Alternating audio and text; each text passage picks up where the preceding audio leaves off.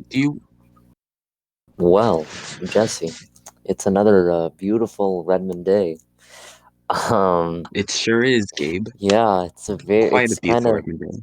sunny, kind of cloudy, We're in the Yeah, 21 degrees Celsius, and that's yeah, but I think that's what actually I don't remember how to I do don't know.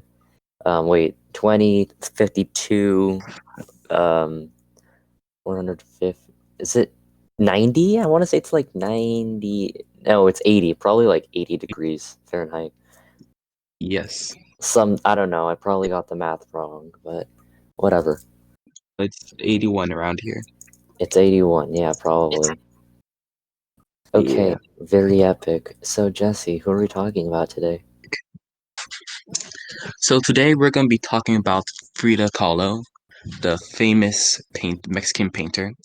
Ah, Gabe's gonna go over her history, and I'll be talking about some of her paintings and the hmm, legacy she left behind. very epic. Okay, so Yep, shall we get to it? very epic. We shall. Oh, okay.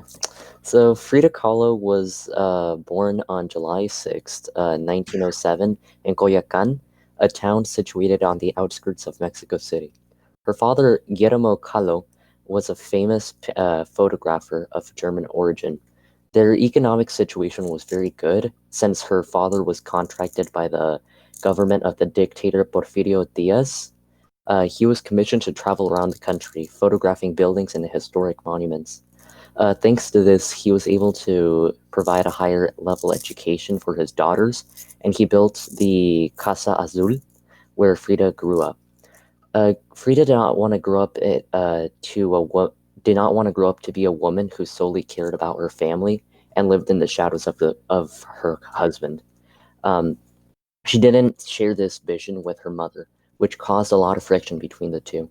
And at age 6, she was bedridden for 9 months since she had polio, and her right leg became thinner. The Around this time was when the Mexican Revolution was sparked by nationalist Mexicans who disagreed with the dictatorship of Diaz, as well as his love for foreign culture, whilst abandoning the idea of Mexican identity. Diaz had been helping the Mexican economy flourish, but at the same time, all the money was controlled by very few people, and the agrarian Mexican working class lived very poor. And later on, this is why the Communist Party was present in Mexico, and also because the Russian Revolution was happening around this time. Um, the nationalistic Mexicans believed in a radical change, which caused a civil war, which radically changed the political structures of the country. Frida's communist beliefs began at the age of 13, when she was witnessing the revolution unfold, and the beliefs remained all her life. And they were strengthened after meeting Diego Rivera. Resulting the fall of Porfirio Diaz in 1911, the end of the revolution had come. Since her father no longer got paid by the government, Frida worked multiple jobs to help out her family. In 1922, the Mexican government took up the work of painting murals, which glorified the history and culture of Mexico. One of these murals would be painted by the famous painter Diego Rivera in the auditorium of a high school which Frida had just entered. Uh, she often she often snuck into the auditorium just to see him paint. And on September 17, 1925, the truck Frida was riding in to school was crashed into a trolley, which resulted in a dislocated shoulder, two broken ribs, three fractures in her spine, three fractures in the pelvis, 11 fractures in her right leg, and her right foot was dislocated. The accident left her in a body cast for 3 months. Her pain eventually became one of the main themes in the life of Frida. Even while she was bedridden, she still wanted to contribute to the Communist Party. Um, During her recovery, she had an easel attached to her bed so that she was able to practice painting techniques. Her early style showed a lot of influence from Renaissance Italy, and her first self-portrait was made in 1926 as a gift for her boyfriend at the time. But by 1928, she had appeared to be recovered from the accident, but her dreams but her dreams of being a doctor fizzled away. In 1928, Kahlo started dating Diego Rivera, who they then became lifelong partners. They traveled the world and dedicated themselves to art, communist politics, and Mexican nationalism. They both shared a deep love for Mexicanidad, a movement which celebrated indigenous culture after the revolution. Kahlo wore a traditional Tejuano dress and immersed herself in native spirituality. She often added Mexican traditions, references to death, nature, religion, as well as bright colors in her painting. It is likely that she truly met Diego Rivera during a Communist Party meeting. And Diego Rivera was a popular muralist whose murals depicted Mexican history and the working class. Uh, they were married on August 21st, 1929, and when Frida truly began to paint, her style was very quiet since she hid behind the shadow of her husband. Diego's fame took them to San Francisco, New York, and Detroit, and during her time in Detroit was when she began to infuse Mexican culture into her art. Diego went to New York again to paint a mural in the Rockefeller Center, but was fired when they accused him of painting communist propaganda. In 1933, they returned home to Mexico after constant arguing, since Diego was happy with his fame in America and Frida missed Mexico. Soon after, though, her pain began to spring up again, and a pattern emerged that when Diego took care of Frida, she felt better, and when he neglected her, she felt worse. The pain in her body was nothing compared to the pain when she found out that Diego had been cheating on her with her younger sister, Christina. This caused Frida to become more independent and not act like the woman she was before. In the 1930s, Frida and Diego became Trotskyites. Leon Trotsky was exiled after separating himself from Stalin's bureaucratic Soviet Union, and Diego pushed for the Mexican president at the time, Lázaro Cárdenas, to permit political assignment for Trotsky. In 1937, Leon and his wife arrived in Tampico, Mexico. Greeting them was Frida, American Trotskyites, as well as journalists and local and regional authorities. Frida allowed them to stay in her parents' house in Coyoacan, and Frida and Trotsky began a brief love affair since Frida and Diego were separated at the time. Uh, After falling out with Diego, Trotsky moved somewhere else, and Diego and Frida denounced Trotsky in order to be readmitted to the Communist Party. Frida and Diego had many affairs, and Frida was very open about her sexual identity and her love interests. Her lesbian relationships were allowed by her husband, and she became more open about her sexuality. In 1938, her fame grew. No, and her fame grew as she had her first art exhibit in New York. Shortly after, she traveled to Paris, invited by André Breton, the father of surrealism. Since after seeing her paintings, he immediately considered her a surrealist. um, she is often described as a surrealist because she has very strange symbols inside of her paintings. But surrealists Yeah. often use the dreamlike images to explore the unconscious mind. Um, she often added references to her disability in her paintings, such as her recovering from an operation on her brace or wheelchair. Oh wait, of her brace or a wheelchair. Um, a quote that I liked from her was, well, I'll say it in Spanish, then translate it in English. No sabía que era surrealista hasta que Andrea Breton me lo dijo. Lo único que sé es que pinto porque necesito hacerlo y siempre pinto todo lo que pasa por mi cabeza. So basically, she said, I never knew I was a surrealist until Andrea Breton told me. The only thing Oh, I ever painted was what I needed to, and I always painted what went through my head. that's Um, pretty uh, cool. yeah, during this time, it was still hard and uncommon for a woman to be a painter, and so she did not find financial success at her exhibit in Paris. But instead, the French government bought a painting from her, and actually, the the Louvre museum bought the I don't know if that's how you pronounce it, but the Louvre or the Louvre or whatever. Blue? Uh, yeah, the Louvre. I don't know, whatever you call it. They bought a painting from her, which was the first painting from a Mexican artist ever. And yeah, that was pretty Oh, cool.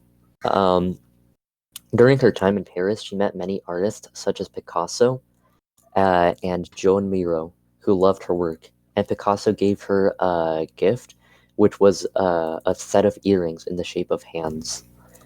Upon her return and with her marriage failing, Diego told her that the best thing would be divorce. And in December of 1939, they were officially divorced. During this painful time, she painted one of her most famous paintings, Las Dos Fridas, and which literally had two Frida Kahlos. On the left side was one whose heart was broken and was wearing a Victorian dress, and then the one on the right, she was wearing a Tejuano dress, uh, and she held a photo uh, of Diego in her hand, and and the two Fridas were connected by an artery, which symbolized a stance of being between past and present. Um, and between 1939 and 1940, she suffered immense pain in her spine, and she spent a long time being sick, as well as having a fungal infection in her right hand. She ended up being so depressed and so desperate she started drinking a lot, a bottle of brandy a day. She traveled to San Francisco in 1940 to get a surgery done to reduce her pain. Frida and Diego got remarried on December 8th, 1940, and some of her best paintings and her most important exhibitions happened in the 40s in Mexico, San Francisco, Boston, and other American cities. In 1946, she traveled to New York for a complex surgery which could help cure her of all her ailments. Even though her health was rapidly deteriorating, she continued to be hopeful and continued painting. She appeared to be getting better around this time, but her health was incredibly bad, and she would suffer intense pain in her spine. She would often take drugs, which derive from morphine, to ease her pain. Um, Her fungal infection returned to her right hand, and her right leg had slowed circulating, and her right leg had uh, her right leg's blood had slowed in circulating, which led to hospitalization in 1950. Even during her stay in the hospital, she continued to paint with the help of an easel, which allowed her to work while laying down. In 1953, it was clear that the end was near for Frida, which was why her friend created an exclusive exhibition about Frida in her gallery.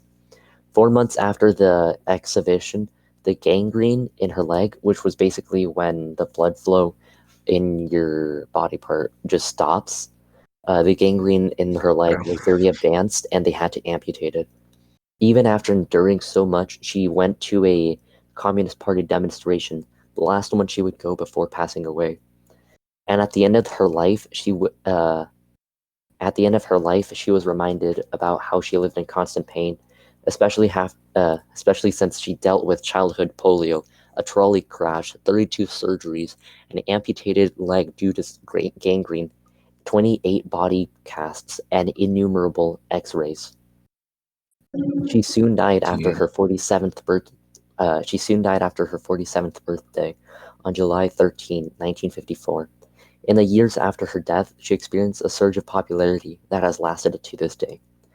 Her fame grew a lot during the 70s, especially during the feminist movement, and she's considered impressive because she suffered so much. She still managed to create beautiful and amazing art, and she still managed to be politically active.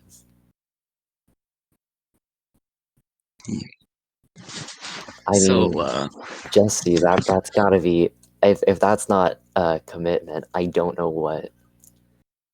I really mean, don't. Seems like well, no matter what happened through her life, she always was painting and drawing and yeah. sketching. Yeah, It seemed she to like be like a she really therapeutic literally thing for her. yeah. Like she even said that Yeah, she need like in the quote that I said, she kind of needed to because it was the only way she could express herself. yeah, So if there's a message from this, it's kind of just saying no matter what, express yourself because it's the yeah, expression is a big part of it. You yeah. because It's like you know it's not you're something that can be taken away from you. yeah, and you know you're not efficient when you flow. You can't swim. Sometimes you're not moving like a tortoise full of rigor mortis. You know? Yeah. Yeah, Wait, wouldn't that make Frida Kahlo Pixar's first LGBTQ character? yeah, yeah. Basically, Because that's why a lot of people like revere her because she was a very independent woman. She was very open about her sexuality. She was politically yeah, active. The Louvre literally bought a painting from her, the first Mexican first Mexican she painter and the first female Mexican painter. yeah. So I mean, She was she also was the very first yeah. Mexic female Mexican to be honored on a postal stamp. Oh man, see, like I mean, if she's Um, really like all the an big ones. inspiration, man. She's very Yeah, cool. Like it's not even like me just saying, "Oh wow, very cool." No, like she was yeah, genuinely like very awe-inspiring. Like researching this was like it's just kind of mind-boggling how much she went through yeah, and like her commitment to everything, you know? yeah. Okay, so Jesse, It you seems do like have the oh wait. You were saying? oh, like even throughout her whole life, like she didn't start off with a great life, but through her artwork, she expressed herself Hmm. in ways that most people wouldn't have. Yeah. So yeah, Yeah. Jesse, do you want to talk about her legacy now? I do. Okay, so in 1946, she was awarded the National Prize of Arts and Sciences from the Ministry of Public Education. She influenced multiple painters, books, operas, and movies. She helped spread cultural awareness of Mexican culture, especially during a time of uh, where Mexican culture seemed to be getting pushed under the rug. She had over 200 paintings, sketches, and drawings during her lifetime that we've found, and she used her trauma to express her and suffering to express herself through art, such as in her painting "The Broken Column," which is a reference to her spinal problems she's had throughout her life, and also the her painting the wounded deer, where there's a picture of herself anthropomorphized as a deer being covered in arrows, which shows how much pain she was going through during this time. It also shows how she felt like she was being singled out in a way through all that's been going through her life, like her getting gangrene, polio, the accidents she's had, Hmm. and whatnot. So, years after her death, her house was turned to a museum in Mexico City. That was the Frida Kahlo Museum, which is still here today and it's a place you can visit. And she had a bronze statue made of herself in the Frida Kahlo Park, which is also located in Mexico. And like as I mentioned earlier, she's the first Hispanic woman to be honored with a postage stamp in 2001. Mm. That's very So like yeah. yeah, that's very cool. And if anyone is interested, I mean, obviously after the pandemic, obviously, um, if anyone is interested, the Frida Kahlo Museum is located in Mexico City, Mm, and here's the yeah. address: Londres, 247 del Carmen, Coyoacán, 04100, Ciudad de Mexico, CDMX, Mexico. That's literally it. You just have to you just look it Really? up. Yeah, that's basically the address. Yeah, Huh. and it has a lot of it's basically a tour of her house. They have a bunch of her what's it called? A bunch of her dresses and yeah, they have a bunch of her they have her wardrobe and all that, and I think they have paintings in there as well. I mean, I would hope so since it's a museum. And yeah, I mean, I haven't been there. Like I've seen it because I think me and my family were in Coyoacan for a bit, just visiting the area, and we saw it, but we never went in there. Oh, wait, hold up. I'm on Google Maps right now, and apparently the museum of Leon Trotsky is like 4 blocks away from the Museum of Frida Kahlo. Like, I mean, that's kind of funny if you're asking me, especially since they did have the affair together. Yeah, and Koyakan is literally just a it's kind of like a I guess it's city inside of a city. You know, like Yeah, I wouldn't say like they're like districts or anything, but like it's eh, pretty big. yeah, it's pretty. The Mexico City is ginormous. It's pretty cool. Yeah. Yeah, so yeah, it's not too far. It's only like uh maybe a 5 mile drive from from the center of Mexico City, Huh. and it's definitely worth checking out. Yeah, Yeah. if anyone ever does go to Mexico after the pandemic, it's definitely worth checking out, No, as well as checking out other cultural sites in Mexico, obviously. And yeah. maybe I'm biased. Maybe I'm biased. Maybe Just just maybe. me. Just maybe.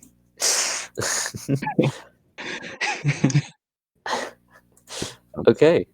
Yeah, Well, I getting to know mean, culture is always a good thing. So yeah, yeah, yeah. Well, I mean, that was definitely very fun. I mean, not it fun sure was.